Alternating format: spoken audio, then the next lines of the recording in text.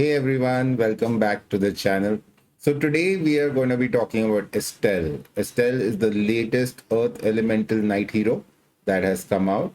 And we're going to cover what's good about her, what her weaknesses are, where is she strong against, and hopefully by the end of it, you would have an idea of whether you want to pull for her, have her in a roster or not. So firstly, what makes Estelle unique is her passive. So what basically her passive does, it gives 40% damage sharing. So if any of your allies, whatever damage they receive, suppose it's a 10k damage, 4,000 would be taken by her. So, and the moment she takes damage more than 20%, she dispels all debuffs from the caster and counter attacks. So she's counter attacking, she's doing damage mitigation, right? And uh, another cool thing about her is that her every attack results in a critical hit. So you don't need any crit on this hero. So she's basically a tank, a damage mitigation tank who can also dish out damage through her counter attacks. And her counter attack on her S1 does have injury. So she scales well against tanky heroes as well. Now, if we'll talk about her, basically what are the equipments and artifacts that you want to have on her, and then we'll get into what she's good against and where does she struggle. So, ideally, you do want to go destruction set on her. You don't need, so every attack is going to crit. So crit rate is not required. But the most important thing I feel is that you need to have 28k HP. So in case on a destruction set you're not able to hit 28k HP, you can also use two sets of HP, but definitely do go in for a immunity set, right? Immunity set is very important because if she is controlled, she becomes pretty much useless. So that also brings me to what is good against her. So typically a new moon Luna. A new moon Luna absolutely butchers her because she will disable her passive. So when her passive is disabled, she becomes pretty much useless, right? Similarly, as a Diane, Diane is very strong with her, the ML Diane version. I don't have her, but she's pretty strong against her as well. Even control heroes. So a lot of the control heroes will be good against her because if she is not able to move, right? If she's restricted, her S2 won't trigger, so the passive won't work, and you don't end up actually counter attacking at all. So any kind of control hero, any kind of hero which disables passive. So New Moon Luna is absolutely an MLD and are the two hardest counters to her. So if you do see them in a draft and you're not in a position to ban them, I would strongly suggest not picking a step. Where is she good? So because of this passive, now this passive basically when your ally suffers 20% of max health as damage. So she works really well if she's combined with squishy heroes. So like a Freerin, Hoyong, then Celine, Spirit Eye Celine, or even the Green Celine. So whenever there is more than 20% of damage, she will kind of take off and hit the opponent. She doesn't really do insane kind of damage. It's more of chip damage. So she's good in longer games. So she works in drafts where the opposition is going for basically, if you would say in a way, basically pure attack. They're not really trying to control you. They are trying to cleave you. So she works really well in a cleave matchup because she will mitigate 40% of that damage.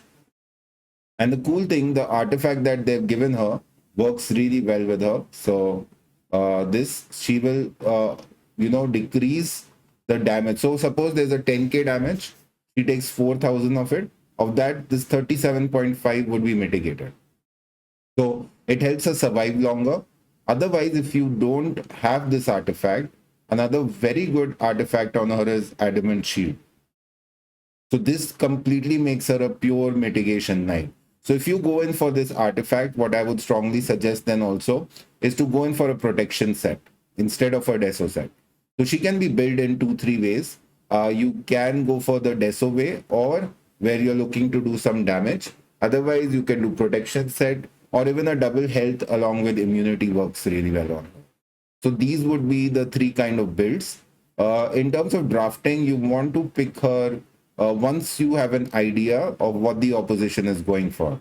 If you see first pick, second pick, the opposition is going in for a cleave kind of setup, then definitely putting her in the second or the fourth slot works really well.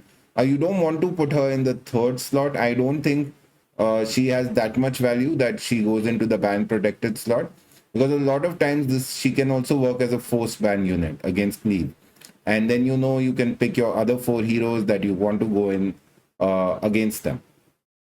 So that's about her kit. In terms of Molagora, you definitely want to go up till the third skill here. So if you see, essentially every hero in terms of when you're looking at a bruiser needs all the Molagoras. But if you would ask me that, no, I have limited availability of Molagoras, what should I do? So S3, I would go up to the turn cooldown, which is the third skill. The S2, you want to max out. You want to get that maximum damage sharing. And S1 again, you would look to eventually max that out as well. So she's a Molagora hungry unit, no doubt. You would want to actually get all 15 into her. In terms of her skill set, so she has effect resistance by default and health on the imprint concentration. So you do want to take this, especially because you do want to get her as bulky as you can. Like 28k, the threshold I have her on is kind of like the minimum threshold you want to have her on. So yeah, that's how Estelle looks like. And in terms of my suggestion, I would definitely say she's worth summoning and worth getting. She fits into certain drafts really well, and she does. She's probably now the best damage mitigator after Ilinov. I would rate her second in terms of knights, because Ilinov is still broken according to me. She's one of my highest win rate heroes, especially in RTA. So so Estelle, I would say, would be a second. She does, so there's been a lot of play of Arrowell this season.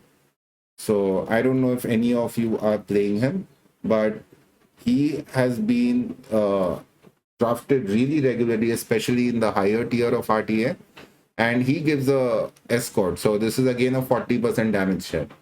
So Estelle kind of is a better version of Unbound. So she's got the 40% damage share, plus she's doing injury damage, and that injury damage over time will pile up. So in a tank mirror matchup, if you have Estelle, most of the time you will win.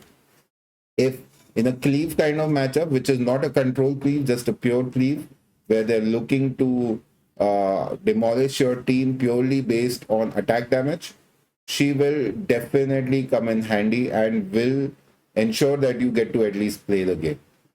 So she can be paired really well again. So Freeran is one that comes to mind. Tori is again another great hero to pair Estelle with, because your Tories will typically be very, squishy. Like mine is at about 8.5k HP. So 20% damage, that means basically even if she gets hit for about 1800 damage, it'll trigger her passive. So all in all, I think she's a great hero, good hero, all-rounded hero, and definitely worth drafting. Thank you so much for watching. Please do like and subscribe to the channel, and I will catch you guys in the next one.